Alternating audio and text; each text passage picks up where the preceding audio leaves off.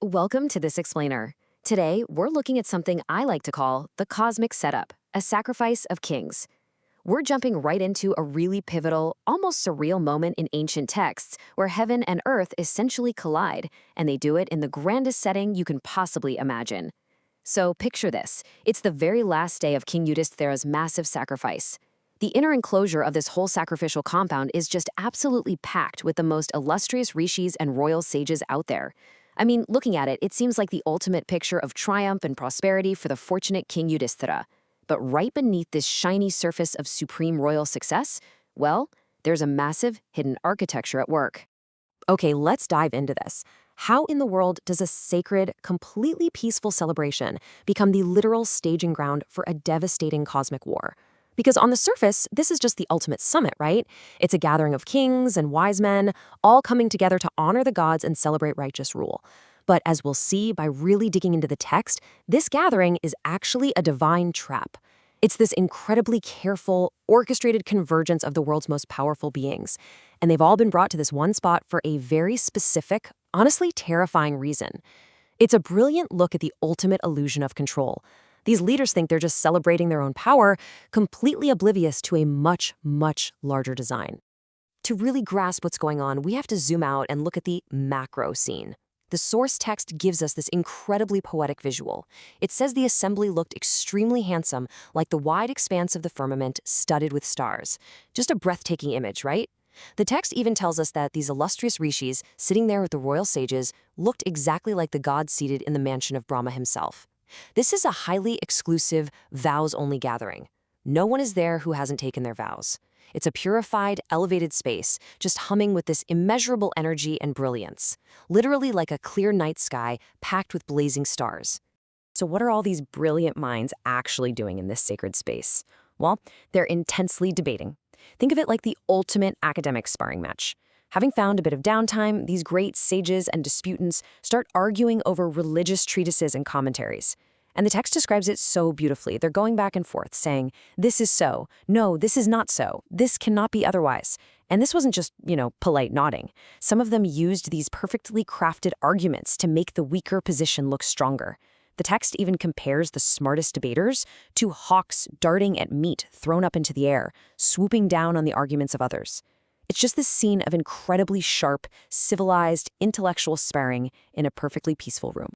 Now, what's really interesting about this slide is the dramatic irony it reveals. We've got this massive disconnect between what the kings think is happening and what's actually happening. To the kings and practically everyone attending, this is just a peaceful, successful royal sacrifice. But then there's the Muni Narada.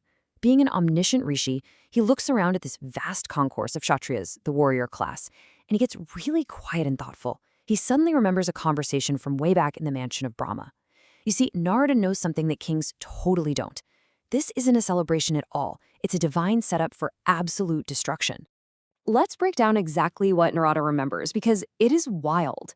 He recalls a terrifying secret plan from the Supreme Lord Narayana, who had previously given the Celestials a very specific three-step command: be born on Earth, slay one another, and come back to heaven. And Narada knows that to make sure this dark promise actually happens, the Creator himself, the slayer of the enemies of the gods, has taken birth in the human world. He is incarnated into the race of the Yadus as Hari or Krishna. The supreme deity literally orchestrated this entire earthly existence for these ridiculously strong warriors for one single reason: so they can wipe each other out and go back to the heavens. Knowing this secret command just changes everything. Narada is sitting there, and he is just filled with profound awe. I mean, imagine the emotional weight of that perspective. He's sitting in the middle of this glorious, incredibly prosperous celebration for the wise King Yudhisthira, surrounded by the greatest heroes of the entire age, and he is the only one who knows they've essentially been gathered there for their own slaughter. He realizes that the self-created himself is going to use this moment to wipe all this massive, gathered strength right off the face of the earth. Let's move to and see how this builds from that massive cosmic scale all the way down to a very specific, highly localized earthly conflict. It all centers on one specific ritual, the Arghya. Basically, this is an article of respect presented to honor a guest.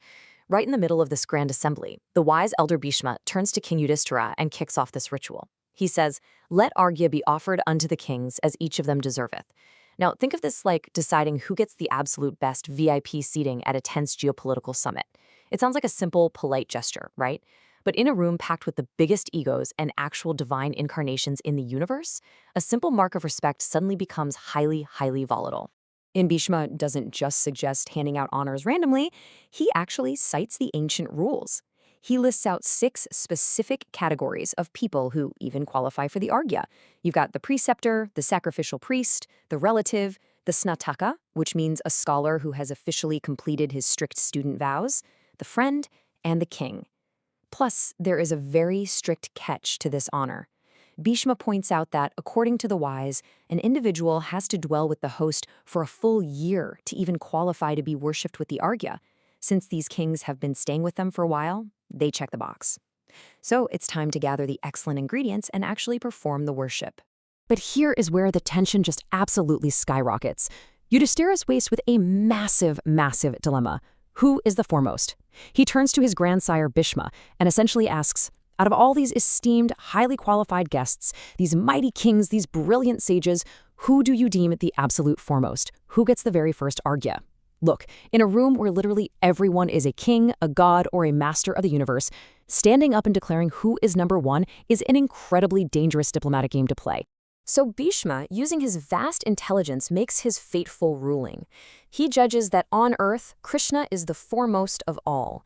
And he backs this up with a truly beautiful analogy straight from the text. He says, "As is the sun among all luminous objects, so is the one among us all."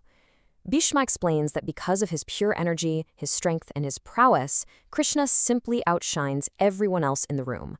He says that Krishna illuminates and gladdens their sacrificial mansion exactly the same way the sun lights up a sunless region or how a gust of breeze revives a place where the air is perfectly still. It's a definitive, beautifully poetic, and absolute declaration of Krishna's supremacy. So the crucial point is what happens next. The intellectual decision has been made, right? But now it actually has to be enacted. Following Bhishma's command, Sahadeva, who is endued with great prowess, steps right up. He takes the excellent ingredients and duly presents the very first Arghya to Krishna of the Vrishni race, and Krishna accepts it, following the exact forms of the ordinance. This physical act is just monumental. It takes Bhishma's philosophical argument and turns it into a binding, undeniable reality right in front of every single rival king sitting in that room. The supreme honor has officially been claimed. And boom. That is exactly when the piece absolutely shatters. Enter the explosive climax of our source text, Sisupala's fury. The mighty king of Chedi simply cannot handle seeing this worship offered to Vasudeva. That gorgeous tranquility of the star-studded assembly, the polite, hawk-like intellectual debates of the sages, destroyed in a split second. Sisupala stands right up in the middle of that grand assembly and just furiously starts reproving and censoring both Bhishma and Yudhisthira for their choice, turning his absolute wrath directly toward Vasudeva himself. Which brings us to our final provocative thought for today. How will this single spark of jealousy ignite the massive cosmic war that Narada saw coming? I mean, think about it. We started with a beautifully peaceful sacrifice and this hidden divine plot to destroy the warriors of Earth. And now? A purely earthly squabble over who gets a ritual honor has provided the exact friction needed to set that entire cosmic plot in motion. Sisupala's fury isn't just someone ruining a fancy dinner party, it's literally the beginning of the end. It beautifully shows just how perfectly that divine trap was laid. So, what happens next? How does Krishna react to this ultimate disrespect in front of everybody? Well, that is a story for another time.